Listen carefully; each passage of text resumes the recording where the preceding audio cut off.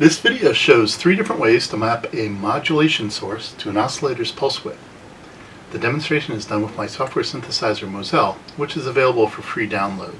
The link's in the video description, and after the demo I'll try to explain a little bit about it. For this demo, our modulation source will be an envelope with a 2-second attack. The pulse wave's width will vary from 1/2 at the beginning to 1/32 at the end. It's common to call this width the duty cycle, or duty. So the 3 mappings. The first mapping is linear. The distance between 1/2 and 1/32 is about 0.469. So for every percent our envelope's output increases, we'll decrease the duty by 0.00469. The second mapping is reciprocal. We'll apportion equal ranges of the modulation source to the distance between 1/2 and 1/3, 1/3 and 1/4, 1/4 and 1/5, and so on. The difference between 2 and 32 is 30. 1% of 30 is 0.3.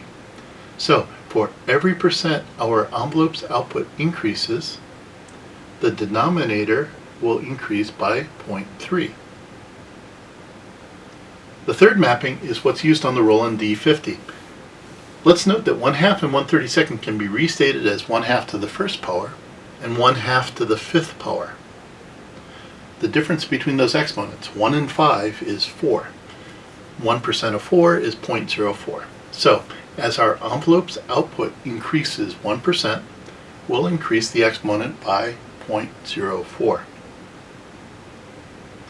Okay, so for this example patch, I've mapped this knob on my MIDI controller to the MIDI controller code General 1.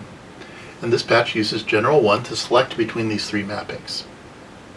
I can't explain all of the synthesizer now, I'll just get into the demo, but I'll talk about it just a little bit afterwards. So here's the linear mapping.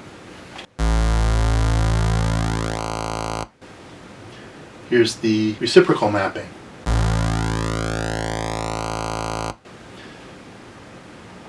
And here's the exponential mapping.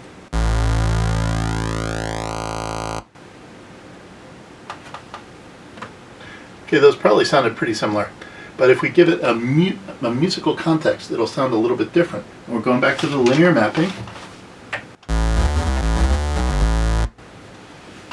Okay, for me, I find that the pulse width is not changing enough at the beginning of the note. The note starts off as a square wave, and by the time I move to the next note, it's still pretty much a square wave. Might as well not be modulated. It might as well just be a square wave. I'll play that once more. Okay, so here is the reciprocal mapping. Okay, I find here that the pulse width is changing too fast at the beginning of the note. In fact, it sounds almost detuned. That's not a coincidence, because you can generate pulse width modulation by playing 2 square waves that are out of tune. And the more they're out of tune, the faster the pulse width will modulate. I'll play that once more.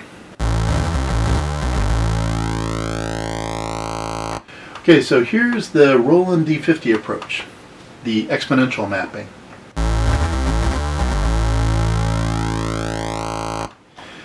To me, this is a happy medium. It seems like the speed that the pulse width is changing sounds constant for the whole 2 seconds.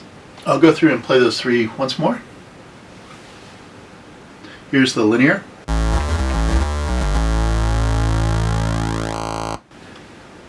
Here's the reciprocal. And finally the exponential.